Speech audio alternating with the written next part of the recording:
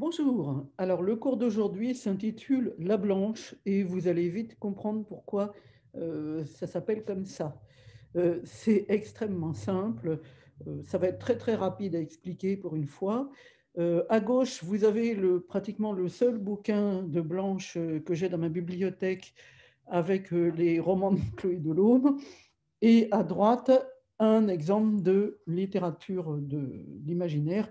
Je vous conseille particulièrement ce bouquin qui est absolument excellent. Bon, indépendamment de vous dire, je vous conseille l'autre aussi. Et l'autre, c'est assez amusant, son destin. Alors, qu'est-ce que c'est la blanche? Eh bien, il s'agit de littérature blanche. Par opposition à quoi? À littérature rouge, à littérature de nulle part jamais, hein, comme le suggérait Colville-Petitpont, qui a étudié à l'Université Paris 13 jadis. Est-ce que c'est ce qu'on appelle littérature de l'imaginaire et qui englobe à la fois, de façon un peu floue, la science-fiction, la science-fiction, oui, mais la fantaisie, oui, mais aussi une certaine forme de fantastique, enfin bon, toutes sortes de trucs. Alors, du coup, voilà, ça, c'est la différence énorme entre littérature blanche et littérature de l'imaginaire. Et en fait, est-ce que c'est une question de genre? Est-ce qu'il n'y aurait pas en littérature blanche des choses qui relèvent finalement, sans le dire, de la science-fiction ou de la littérature de l'imaginaire? Tiens, par exemple, pourquoi pas justement Les sorcières de la République de Chloé Delhomme, hein, dont on va beaucoup parler aujourd'hui. Oui, bon, alors, quelle est la différence? Eh bien, il me semble que c'est pour ça qu'on dit la littérature blanche, c'est à cause de la couleur de sa couverture. Donc, là, vous voyez, je vous ai dit qu'on ferait un cours extraordinairement concret et pousse-toi, toi. Voilà, et le cours est très, très concret. Alors, à gauche, Monique Wittig, Les Guerrières, édité en France sous cette forme de littérature blanche aux éditions de Minuit. Vous avez dû remarquer les bouquins de Gallimard, j'en ai, je pense pas. Mais bon, vous savez très bien comment c'est, NRF écrit en rouge, cette espèce de contour fileté, le titre en belle capitale Trajane, là c'est bleu, ça peut être rouge, ça peut être noir. Bon, et puis donc c'est un certain style qui dénote, qui dénote un certain rapport à la personne qui lit ce bouquin.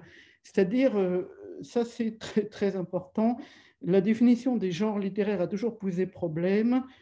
Pourquoi? Parce qu'on cherche à les définir pour ce qu'ils sont, au lieu de les définir par rapport au public qu'ils touchent.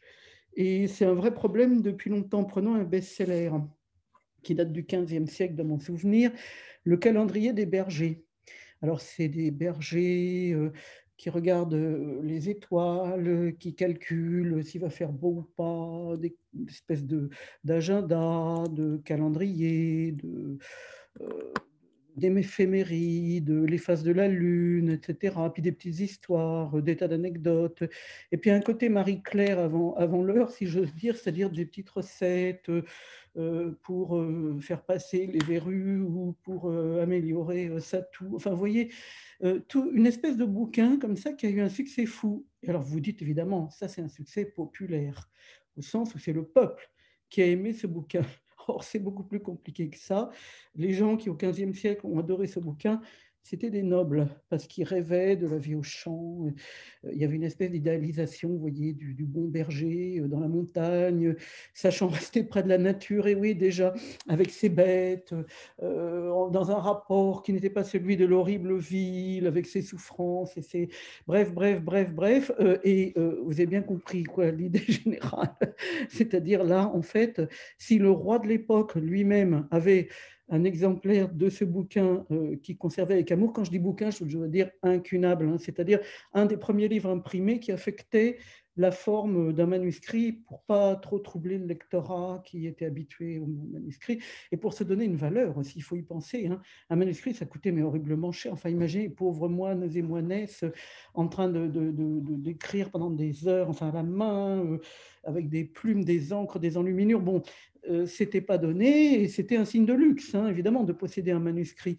Donc, les incunables, c'est-à-dire les premiers bouquins imprimés qui ont été bon, hein, faits à peu près à cette époque-là, ça faisait semblant d'être très luxueux. c'est normal. Il fallait que les gens se sentent flattés d'acheter ce genre de bouquin. Alors, j'en parle avec des termes très contemporains. Alors, bon, on vous a bassiné sur Gutenberg et la révolution de Gutenberg. Total bullshit. Gutenberg, ça n'a aucune importance. Ce qui est important, c'est l'impression tabellaire. C'est-à-dire, le tabellaire, c'est en gros, c'est l'idée d'une planche. Et on imprimait, on écrivait le texte et on mettait une image. Et hop, hop, on imprimait, on imprimait, on imprimait, et voilà. Et ça donnait quoi? Ça donnait un livre imprimé.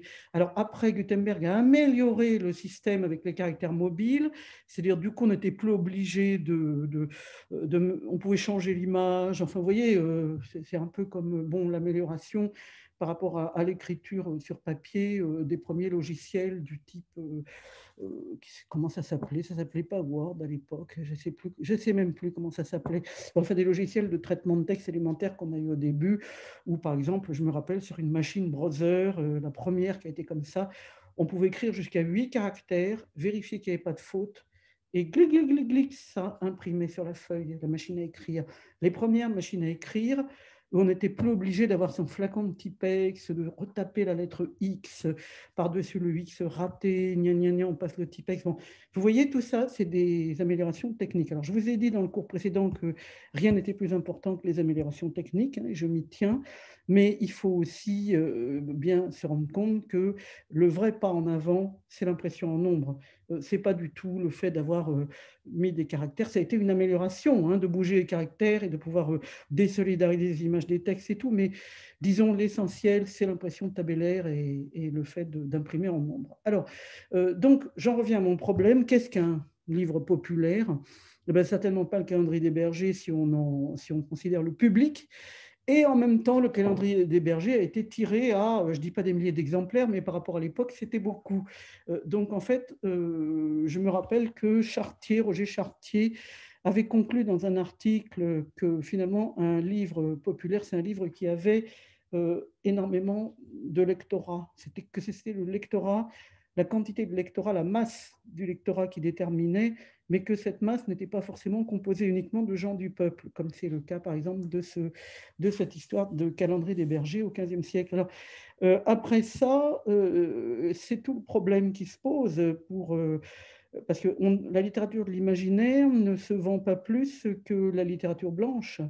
Et il arrive que les littératures blanches se vendent beaucoup plus. Il arrive que les littératures blanches soient de la science-fiction ou de la fantaisie déguisée.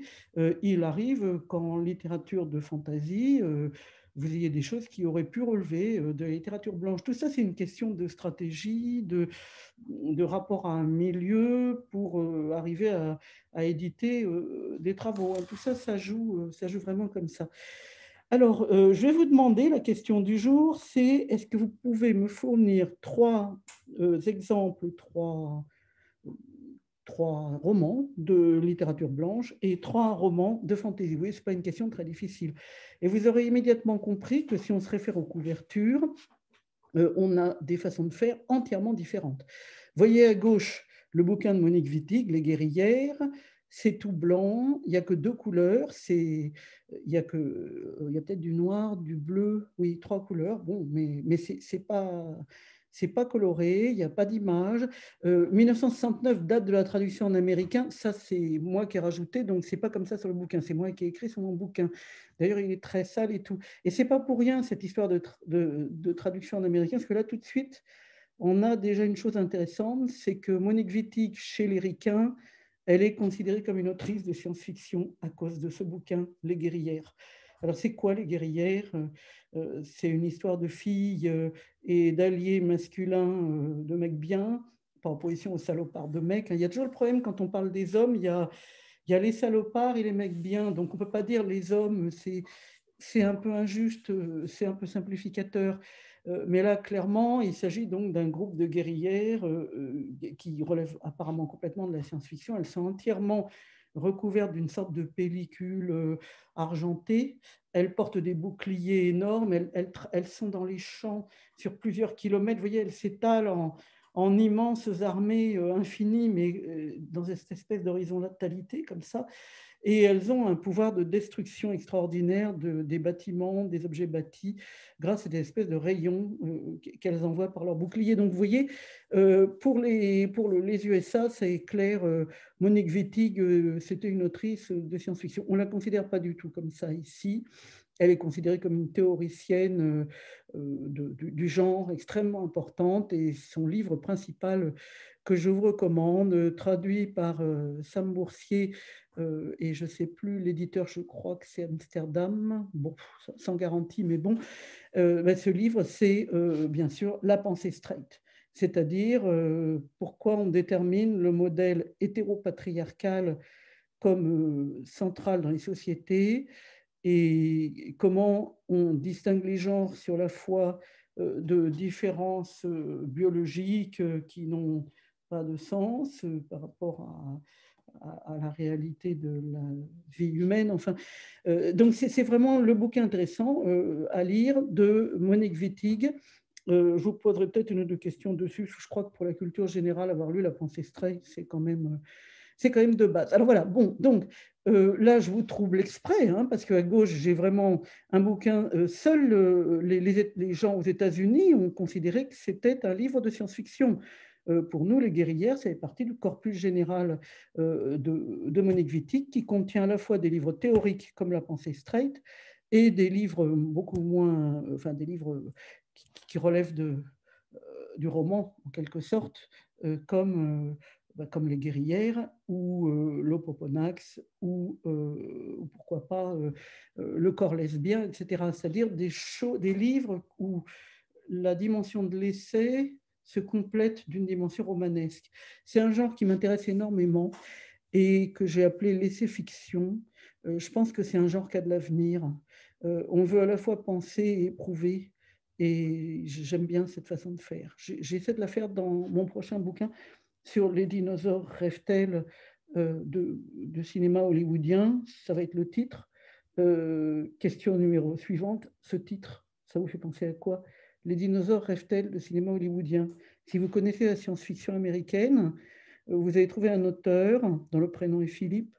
Je vous aide. Et cet auteur a écrit un livre qui s'intitule Les rêvent-ils de point d'interrogation. Donc c'est facile à trouver, hein. Sachez qu'une des maisons importantes de publication de littérature d'imaginaire a pris comme nom les c'est-à-dire la fin du titre de, j'ai failli dire son nom. Sachez également que ce roman a servi à créer un film. Il a servi de base à un film qui porte un titre complètement différent et qui d'ailleurs ne reproduit pas exactement tout le roman, mais certains aspects seulement. Il y a dans le roman une réflexion sur les animaux disparus, qui n'est absolument pas reprise dans le film, qui se concentre sur bien d'autres aspects. Bon, j'espère vous avoir assez aidé sur cette question-là, parce que voilà, donc alors c'est la deuxième, hein, il y a celle sur trois bouquins de Blanche, 3 bouquins de fantasy, il y a celle sur cet auteur, et j'en reviens donc à ma comparaison qui est extrêmement simple de façon de faire. La mise en valeur du nom de l'autrice, ici Estelle Faye, à droite dans le bouquin Folio. Une image qui ressemblait énormément à un tableau de Le Lorrain, mais non, c'est pas Le Lorrain, c'est un illustrateur dont je ne sais plus le nom, mais qui a fait ce tableau, d'après, voilà. Et puis, il y a peut-être un autre élément qu'on ne voit qu'à l'écran, c'est l'épaisseur, hein. C'est-à-dire, si vous prenez les livres de Blanche, en général, sont plutôt étroits, mais les livres de fantaisie, etc., non seulement sont épais, mais il y a plusieurs tomes. Et là, par exemple, c'est le cas exactement pour ces Seigneurs de Brun. Il y en a au moins 2 ou 3 tomes. Vous voyez, donc l'effet saga, qui est typique de la littérature, de l'imaginaire, on en avait déjà un petit peu parlé. Donc, couleur contre noir et blanc, ou presque, enfin, couleur contre côté attirant contre côté un peu sérieux et assez austère. La couverture est brillante du côté d'Estelle Faye. Vous voyez, ça brille, je la fais briller exprès, voilà. Alors que la couverture des Guerrières ou d'autres bouquins de même genre est mate. Donc vous avez ici vraiment une opposition constante. Et il y a même quelques bouquins de littérature de l'imaginaire qui adoptent ce qu'on appelle le vernis sélectif. C'est-à-dire, vous avez l'image qui brille et le titre un peu dévoré, ou l'inverse, le titre en relief brillant et l'image dévorée. On a donc des effets à n'en plus finir. Les images visent à un émerveillement de cette littérature qui nous emmène ailleurs. Alors que les guerrières nous emmènent tout aussi bien ailleurs, hein, mais c'est des partis pris de traduction, il y a écrit traduction, des partis pris d'édition qui transforment cela en livre assez austère. Et alors que ce n'est pas du tout le cas du livre d'Estelle Faye, qui au contraire attire et on a envie de plonger, vous voyez, au loin, qu'est-ce que c'est que cette forme? On a des bateaux, premier plan, d'accord. Cette espèce de lune ou de soleil incertaine et au loin, une figure qui semble flotter sur l'eau. Il y a un effet, vous voyez, de perspective centrale comme ça qui nous emmène déjà dans cet univers. Et la recherche de la littérature d'imaginaire, c'est d'aller dans d'autres univers très, très différents et de vivre dans ces espaces-là. Alors du coup, maintenant, je vais vous montrer quelque chose et ça sera l'objet de ma troisième question. À gauche, vous avez Les sorcières de la République de Chloé Delhomme, publié aux éditions du Seuil dans la collection Fiction et compagnie. Alors il faut me croire, hein, ici vous avez FIC, c'est le début de Fiction et compagnie, le nom de la collection, et là vous avez l'édition du Seuil. Donc ici à droite, vous avez son récent prix Médicis, bien mérité après tant d'années de travail.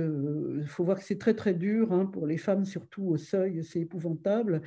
Le sexisme est roi et Chloé Delhomme a enfin eu le prix Médicis et on est toutes très contentes, quelques-uns sont même très contents de cette réussite extraordinairement méritée, mais tardive par rapport à la qualité du travail et par rapport à l'excellence de l'autrice. Enfin, vous voyez, il y a quelque chose de... tout ça parce qu'elle tire à moins d'exemplaires que les mecs. Et si elle tire à moins d'exemplaires les mecs, c'est que les mecs, c'est aussi parce qu'elle est une fille. Il y a énormément de violences de genre au Seuil, enfin, pas seulement au Seuil, hein, dans toutes les éditions de Maison Blanche, de Maison Blanche, disons, chez les éditeurs de littérature blanche. Je pense notamment, je vous dis, je vous parlerai de ma propre expérience. J'avais écrit un roman, j'avais 19 ans. Je suis allée chez un de ces éditeurs blancs qui m'avait repéré. Et en fait, c'était du harcèlement sexuel et je ne m'en suis pas rendu compte à l'époque. Alors, il ne faut pas m'imaginer comme ça, évidemment, j'avais 19 ans, c'était tout autre chose, mais je n'ai pas compris que le type échangeait, me proposait un deal, je publie ce roman en échange de services sexuels. Je ne l'ai pas compris, cette façon de tenir les mains, de regarder, de tenir les mains un peu trop longtemps, de mettre la main sur l'épaule, cette espèce de... il proposait un deal que naturellement, je n'ai pas compris, vu que j'étais rompue à l'idée un peu républicaine, qu'on passe les concours, que certes, il y a des lois un peu particulières pour les concours, mais n'importe qui peut les apprendre et les assimiler, et qu'il n'est pas question qu'il y ait ce genre de relation entre les gens. Donc, j'étais très surprise après, parce que naturellement, le roman avait été refusé vu mon attitude. Et autant j'aurais accepté, si le roman avait été publié, de voir dans quelle mesure... après, vous voyez, ce n'est pas la même chose. C'est là où le harcèlement se place. En fait, il y avait un deal, un marché, couché contre publié. Je n'ai pas fait. De toute façon, je n'ai même pas compris. À l'époque, on n'avait pas du tout de notion de harcèlement, il faut bien voir. Quand j'avais 19 ans, c'était il y a des millénaires, il faut bien voir ça. Et cette notion n'était pas claire. Je sentais simplement que bon, j'avais pas envie d'y aller et je voulais partir et ça me plaisait pas. Et on allait faire autre chose avec ce roman, ce qui a été fait. Hein. Il a été publié ailleurs après sous un faux nom. Mais cette espèce de deal demandé par ces éditeurs de littérature blanche, je ne pense pas que cette expérience soit générale, hein, que tout le monde ait subi comme ça l'idée qu'il fallait échanger. C'est le problème de l'échange. Hein. Ce n'est pas tant le problème que les gens aient des relations, mais que si c'est des relations d'égal à égal, chacun est libre. Mais là, il y avait une espèce d'assujettissement demandé, une sorte d'échange. Tu fais ci, en échange, je fais ça. Donc, on est dans la définition stricte du harcèlement. Bon, fermons la parenthèse de cette très mauvaise expérience et très brève que j'ai eue avec la littérature blanche. Je suis évidemment allée ailleurs le plus vite possible après. Mais voilà, alors le dernier roman roman de Chloé Delhomme, Le cœur synthétique, vous remarquez une chose, c'est que la typographie est pratiquement identique avec une inversion de couleur, hein. À gauche, vous avez Chloé Delhomme en rouge, à droite en noir, et pareil, Les sorcières de la République, le verset, c'est la même typo, etc. Mais malgré tout, il y a une chose énorme qui a changé. Est-ce que vous seriez capable de me dire quelle chose a changé? Et finalement, peut-être, quelle séduction de la littérature dite de l'imaginaire les éditions du Seuil veulent-elles s'approprier?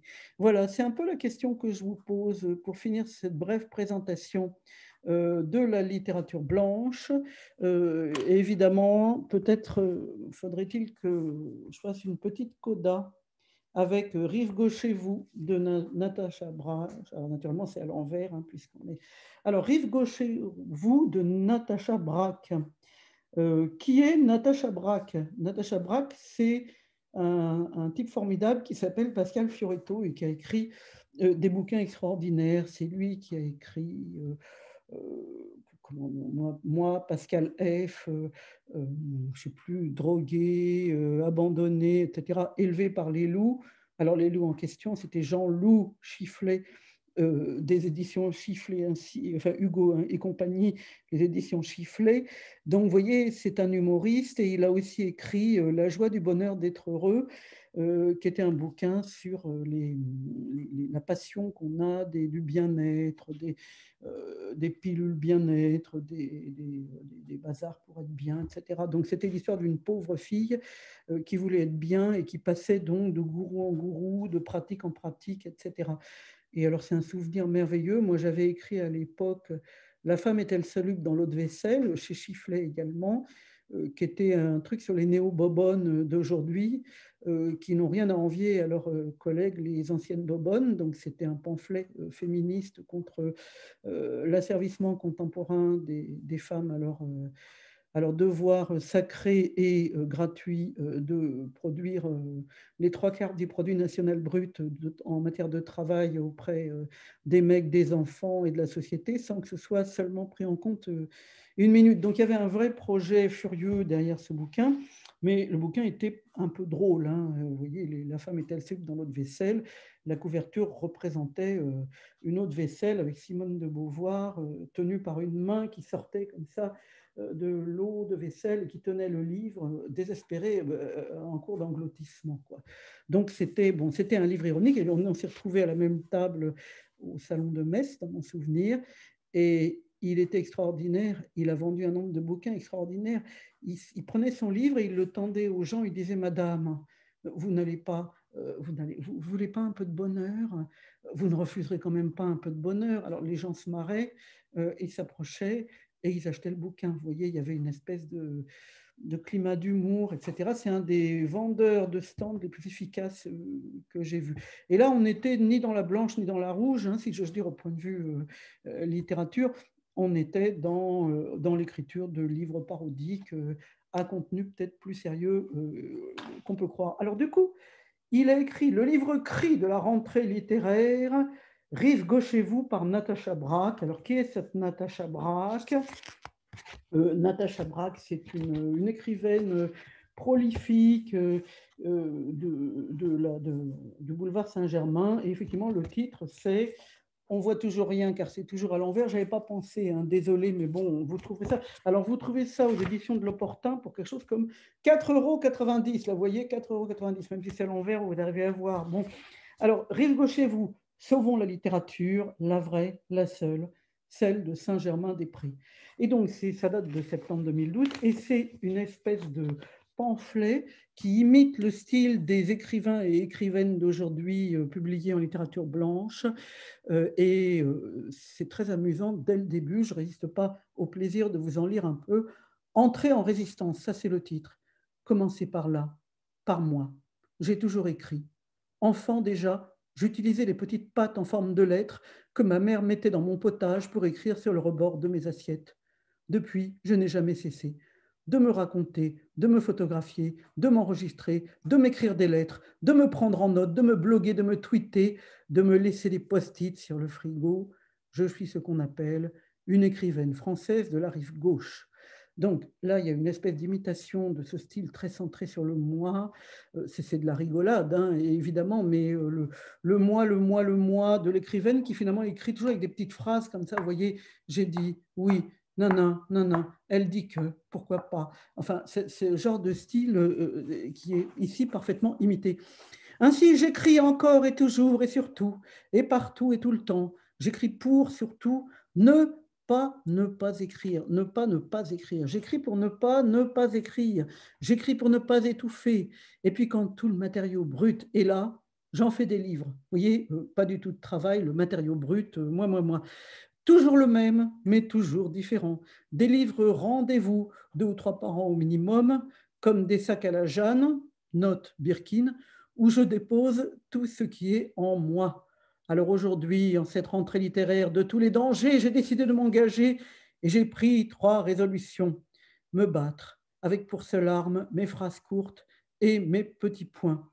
Rappeler mes principes d'engagement auprès de la GAP, dont je suis la présidence, entrer en résistance au nom de tous les miens. Alors, qui sommes-nous? Nous sommes les écrivains et écrivaines de Paris, de Saint-Germain-des-Prés. Nous sommes au centre du monde. Nous sommes ces petits livres écrits gros. Nous sommes ces gros livres écrits petits. Nous sommes ceux qui abordent sans tricher leurs problèmes de transit, de couple, de scooter, d'identité, de prostate, d'addiction, d'érection et de cycle ovarien. Nous sommes ceux qui se mettent en danger à chaque virgule. Donc il y a une espèce de rigolade. Alors je vous conseille vraiment de lire ça parce que c'est tellement drôle de lire ça, c'est-à-dire le petit monde du boulevard Saint-Germain qui se prend pour le centre du monde absolu et qui croit que c'est eux la fameuse littérature de l'extrême contemporain. Bon, bah, la réponse est non, hein, bien évidemment, la réponse de Pascal Fioretto est non. Donc c'est ça qui est très amusant à lire. Donc notre autrice alors écrit des livres du genre Les culottes de polyamide. Quand j'ai écrit, enfin vous voyez des titres un peu vraiment bon. J'avais moi-même été distinguée en 2002 pour L'amour en biais. Enfin bon, voilà, toujours des espèces de trucs. Alors à la fin, elle crie en disant mais c'est affreux. Les gens préfèrent lire autre chose, ils préfèrent des livres intéressants. Et joli et sous belle couverture, mon Dieu, quelle horreur, nous sommes finis. Et puis il y a aussi les étrangers, quelle horreur. Il faudrait pouvoir imposer nos livres à l'étranger au lieu de s'apercevoir que ce sont les étrangers qui écrivent les meilleurs livres. Enfin, vous voyez, donc quelque chose c'est vraiment extrêmement amusant à lire et pas très long. Donc je vous conseille bien de lire ce petit bouquin pour comprendre ce que ça peut être, mais peut-être le savez-vous déjà, une littérature qui vit en petit milieu vase clos et qui ne reconnaît que ses pairs, son petit groupe, et où chacun, chacune connaît tout le monde, va au café. Alors, les deux Magot, Michel Houellebecq, Sonia Rykiel, Jean-Paul Sartre, Gallimard, Frédéric Becbédé, la quinzaine littéraire, Christine Angot, Gilles Deleuze, Pierre Bourdieu, Édition de minuit, etc. Donc, vous voyez, ça, c'est écrit en filigrane sur la couverture pour donner, disons, le ton du bouquin. Et il y a notamment le passage sur les exigences, le manifeste de l'autrice qui veut une couverture médiatique garantie, un crédit d'impôt pour ses frais de bouche dans les bars et les restaurants agréés, et le remboursement de tous ses frais de représentation, sans parler de la création d'un classement spécifique pour la littérature parisienne. Je pense que ça existe déjà, c'est peut-être pas la peine de le demander. Il s'agit effectivement de ce circuit de prix littéraires accordé principalement aux hommes, même quand il s'agit du prix féminin.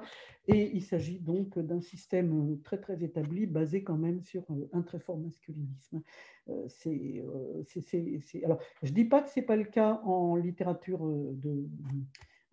comment dire, en littérature de l'imaginaire, mais la présence de la littérature parisienne, l'obsession de tout ça, c'est quand même bien typique d'un monde où, dans les maisons d'édition, on a quand même une proportion d'hommes, mais surtout d'esprit masculiniste, c'est-à-dire la considération, l'idée que l'homme est supérieur, etc. Ça se voit tout de suite à l'expérience, cette fois, de Chloé Delhomme au Seuil, considérée comme la petite, enfin je veux dire le sexisme qui a pu s'exercer contre elle, parce qu'elle tirait pas assez, alors que si elle tirait pas assez, c'est bien parce qu'elle n'était pas assez valorisée. Vous voyez, ça se mord la queue. Bon, tout ce système, c'est un système Et tout l'intérêt du bouquin ici, c'est de montrer comment fonctionne un petit monde qui se prend pour l'univers entier. C'est ça, en gros, alors c'est vrai qu'il y a eu beaucoup de réflexions, il y a des années et des années, sur à quoi servent les livres qui ne sont pas là pour être lus.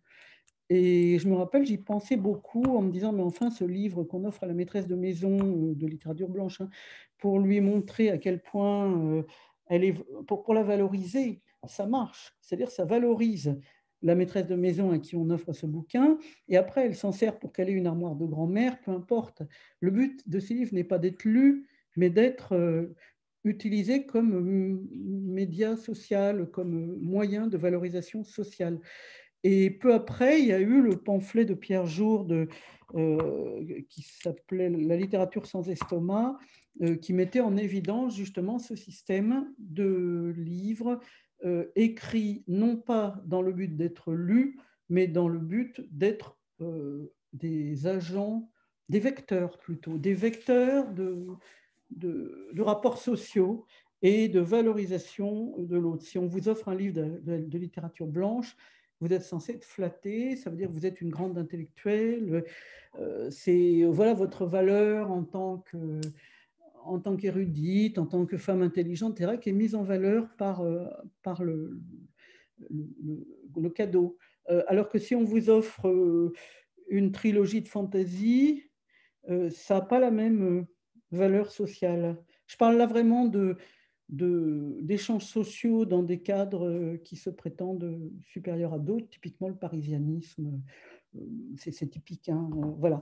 Donc, c'est ce livre, La littérature sans estomac, c'est un livre qui a eu du succès, sans doute peut-être à cause de son, ben justement, là, il y a écrit prémédité de son bandeau, sur lequel il y avait écrit jour de colère, hein, mais non pas jour de colère, mais jour de colère. C'était amusant. Et du coup, ça a lancé un petit peu l'affaire de réflexion sur ce que c'est que cette littérature blanche qui n'a pas de valeur et qui sert si souvent à, à quelque chose qui n'a pas de sens. C'est-à-dire, si en même temps ça a énormément de sens, la valorisation sociale par le livre, c'est important. Donc voilà où on en est à peu près avec cette histoire-là. Le pamphlet Rive gauchez-vous, très amusant, mais disons, dénonçant le côté petit milieu, enfermement dans un parisianisme très limité qui se prend pour le centre du monde. Et puis, le parti pris de ces couvertures tristounes, mais qui font sérieux et qui font bien, faire bien. Est-ce que justement, c'est pas en train de changer? Est-ce que ces maisons d'édition traditionnelles de la rue Jacob et du coin environnant, autour justement de Saint-Germain-des-Prés, ne sont-elles pas en train d'évoluer? C'est un peu le sens de la question que je vous ai posée sur Chloé Delhomme. Voilà, donc 3 questions pour ce cours. On en est donc à 5 et vous en aurez 10 au total. Merci.